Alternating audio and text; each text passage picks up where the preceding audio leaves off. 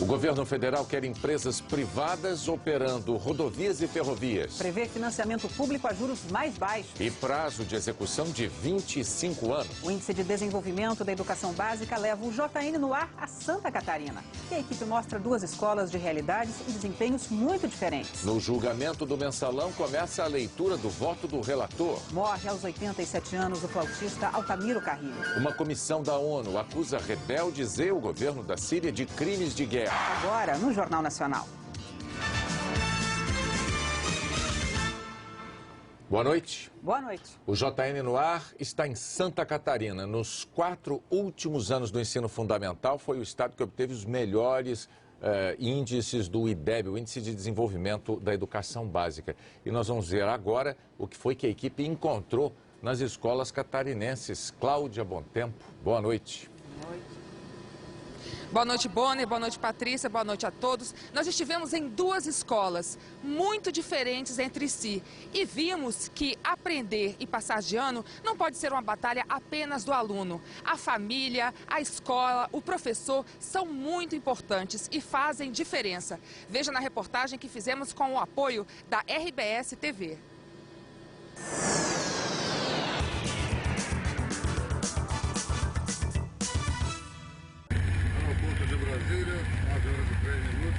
Saímos de Brasília em direção a Navegantes. Chegamos ao nosso primeiro destino pouco depois das 11 da noite. Antes do amanhecer, pegamos a estrada para São Bento do Sul. 2 horas de viagem pela BR-101. São Bento do Sul tem 74 mil habitantes e eles podem se orgulhar do desempenho dos alunos dos anos finais do ensino fundamental dessa escola. O IDEB registrado aqui é o mais alto do estado.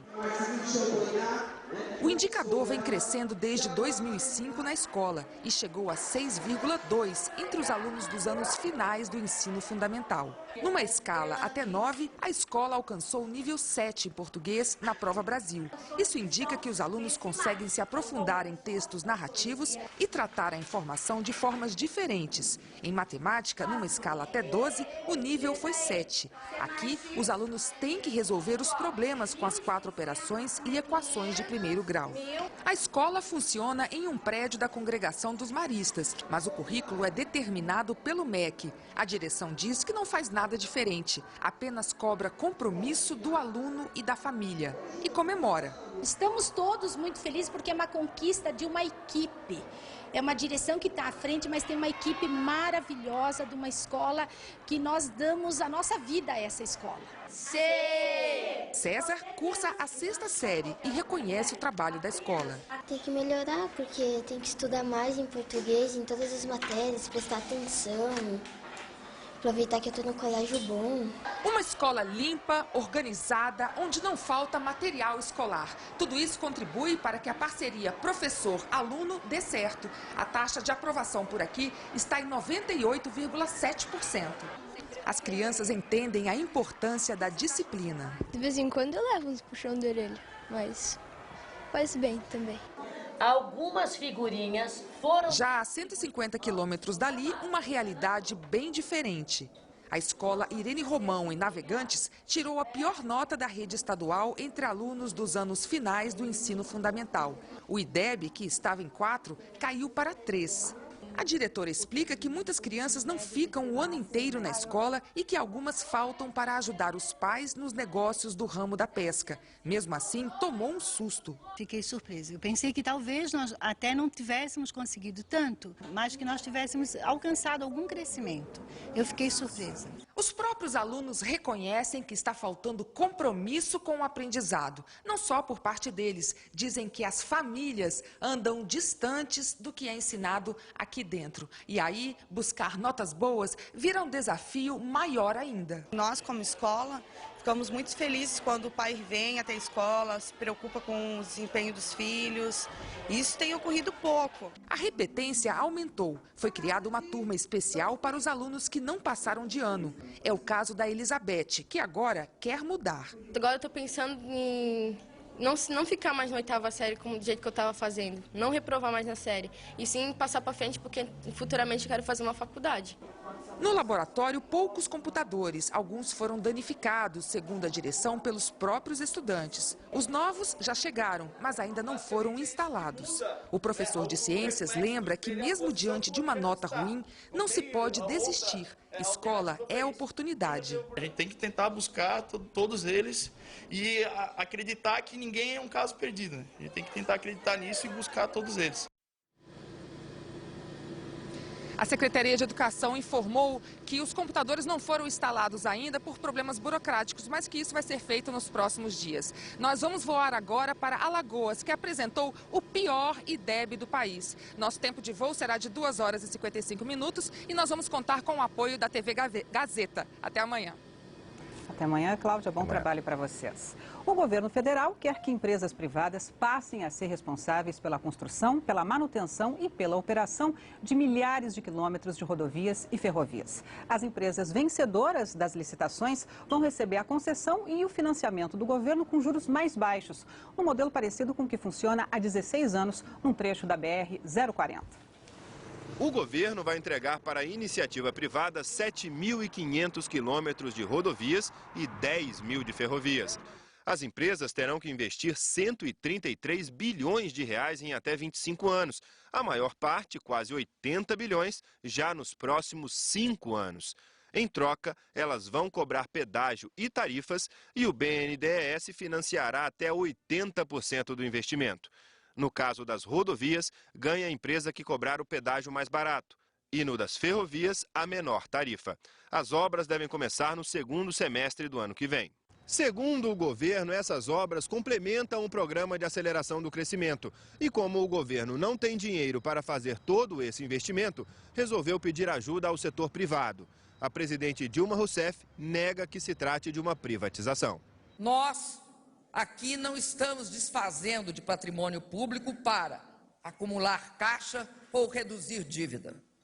Nós estamos fazendo parceria para ampliar a infraestrutura do país, para beneficiar sua população e seu setor privado, para saldar uma dívida de décadas de atraso em investimentos em logística e, sobretudo, para assegurar o menor custo logístico possível, sem monopólios. A concessão de rodovias já existe desde o governo Fernando Henrique Cardoso. O trecho da BR-040 entre o Rio e Juiz de Fora tem pistas asfaltadas e sinalizadas, sistema de ajuda a motoristas e pedágio. Uma realidade muito diferente do restante dessa rodovia federal, que só agora poderá passar para a iniciativa privada. O último grande pacote de concessão de rodovias do governo do PT, lançado em 2007, previa investimentos de cerca de R$1 bilhão. Mas a maior parte das obras ainda não saiu do papel e a oposição teme que isso se repita. Os erros do primeiro foi falta de projeto adequado e, segundo, a disputa na licitação pela menor tarifa sem levar em conta o custo efetivo da obra. Isso fez com que muitas obras se atrasassem, que empresas que ganharam a licitação do pacote anterior não conseguissem dar conta do recado. O ministro dos Transportes afirma que as obras não vão atrasar. O governo, ao longo do tempo, foi aprimorando as condições, requisitos e critérios que nortearam essas concessões. Essa é uma grande diferença. O governo também anunciou a criação de uma nova empresa estatal. Esta será responsável pelo planejamento da malha de transportes do país. Um protesto de motoristas de vans no centro do Rio de Janeiro tumultuou o trânsito. 3.000 vans saíram em carreata. Os motoristas querem o direito de circular pelos corredores expressos dos ônibus e uma licitação do transporte alternativo para cooperativas ainda este ano. Amanhã eles vão se reunir com representantes da prefeitura. Servidores federais em greve participaram de manifestações em Brasília. A Polícia Militar estima que 5.000 pessoas passaram pela esplanada dos ministérios. O Batalhão de Operações Especiais da PM reforçou a segurança no Palácio do Planalto. Não houve acordo na reunião de hoje entre os servidores e representantes do governo. E um novo encontro foi marcado para amanhã. Morre no Rio o músico Altamiro Carrilho. Uma Comissão de Direitos Humanos da ONU acusa o governo sírio e milícias leais ao presidente Bashar al-Assad de crimes de guerra e contra a humanidade. O grupo liderado pelo brasileiro Paulo Sérgio Pinheiro concluiu que forças do governo e paramilitares foram os responsáveis pelo massacre de 108 civis na província de Hula, em maio. A ONU também acusou os rebeldes de crimes de guerra, mas em escala, gravidade e frequência menores. Amanhã tem alerta de mar agitado numa faixa grande do Nordeste, que vai da Bahia ao Rio Grande do Norte. As ondas podem chegar a 3 metros de altura perto das praias. Também pode ter ressaca, que é quando o mar avança com força sobre a faixa de areia. Além de mexer com a maré, os ventos vão manter a umidade alta na região. Com isso, chove do Rio Grande do Norte ao Espírito Santo. A quinta-feira também será de chuva entre o norte do Pará e o Acre e num pedacinho do Rio Grande do Sul. No interior do país, sol e umidade do ar abaixo do aceitável. O dia começa com 15 graus em Belo Horizonte e em Porto Alegre e a máxima atinge 37 em Cuiabá.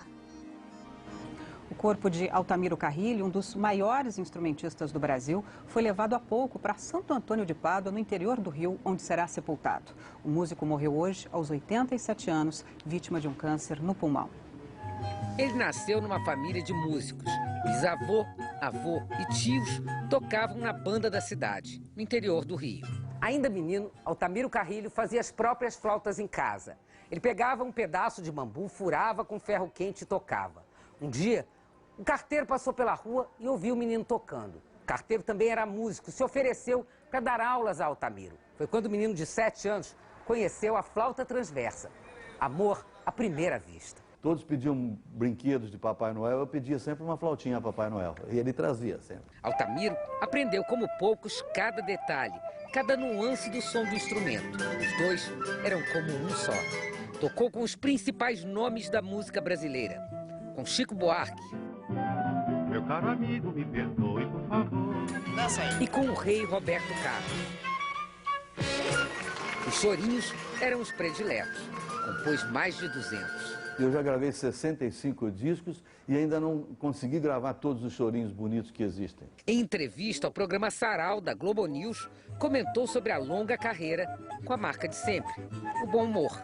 Tem quase 80 anos de flauta. Não, tenho mais. Então estou flautando anos aí. Flautando.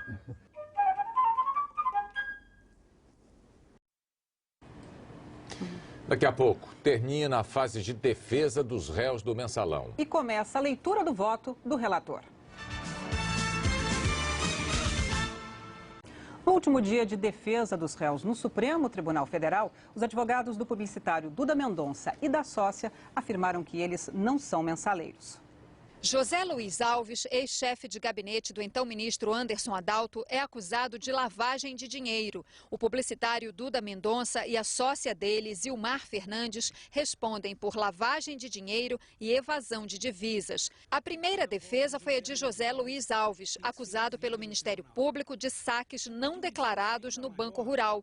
O advogado Roberto Paliuso disse que Alves agiu a mando do ex-ministro para pagar dívidas de campanha e que, por isso, não viu nada de errado nos saques. Em seguida, veio a defesa dos publicitários que fizeram a campanha eleitoral do ex-presidente Lula em 2002, Duda Mendonça e Zilmar Fernandes. De acordo com o Ministério Público, eles receberam parte do pagamento pelos serviços por meios ilícitos, saques no Banco Rural e depósitos feitos numa conta aberta num paraíso fiscal no exterior. O advogado Luciano Feldens disse que Zilmar Fernandes fez os saques e assinou os recibos porque o dinheiro era lícito. Duda Mendonça e Zilmar Fernandes não são mensaleiros. Não compuseram nenhuma organização criminosa, não foram denunciados por quadrilha. Receberam crédito licitamente constituído, todo ele definido em contrato. O advogado Antônio Carlos de Almeida Castro reforçou a defesa dos dois publicitários. Ressaltou que eles não tiveram a intenção de ocultar o dinheiro recebido. Recebeu o dinheiro de uma forma absolutamente clara, à luz do dia, numa instituição financeira, senhor Procurador-Geral da República, trabalhando, sendo fiscalizada pelo Banco Central. Bom, e depois das defesas, o julgamento entrou numa fase nova, fase da leitura do voto do relator. E os ministros decidiram ainda agora há pouco excluir um dos réus do processo no Supremo. A repórter Poliana Brita traz as informações ao vivo. Boa noite, Poliana. Boa noite. Boa noite, Bonner. A sessão recomeçou com o ministro relator Joaquim Barbosa apresentando uma série de questões preliminares para serem analisadas pelos ministros. São pedidos feitos pelos advogados de defesa. Um deles pedia, por exemplo, o afastamento do relator do caso. O outro pedia que o ex-presidente Lula fosse incluído na ação penal. Quase todos os pedidos foram negados por unanimidade pelos ministros. Só um deles foi aceito, o do réu Carlos Alberto Qualha, acusado de formação de quadrilha e lavagem de dinheiro. Ele alegou que desde janeiro de 2008, a Justiça notificava um advogado que não o representava mais. E por isso, ele ficou sem um representante, sem defesa, em vários depoimentos e audiências do processo penal. Os ministros, então, decidiram anular essa parte do processo contra ele, que terá que ser toda refeita. Mas isso não interfere em nada no julgamento dos outros 37 réus. E a sessão vai ser retomada amanhã às 14h aqui no Supremo Tribunal Federal. Patrícia. Obrigada, Poliana, pelas suas informações direto de Brasília. E a Polícia Federal prendeu 3 suspeitos de participação no assassinato de um agente da corporação em Brasília há quase um mês. Wilton Tapajós foi morto num cemitério quando visitava o túmulo dos pais. Ele trabalhou na Operação Monte Carlo, que prendeu o bicheiro Carlinhos Cachoeira. Segundo as investigações, foi um caso de latrocínio, roubo seguido de morte. O carro do policial foi levado pelos bandidos e encontrado na Bahia. Bom, logo depois de Avenida Brasil, ainda hoje, você vai ter o Campeonato Brasileiro ao vivo. E depois de Gabriela, as notícias do Jornal da Globo. Boa noite. Uma boa noite para você e até amanhã.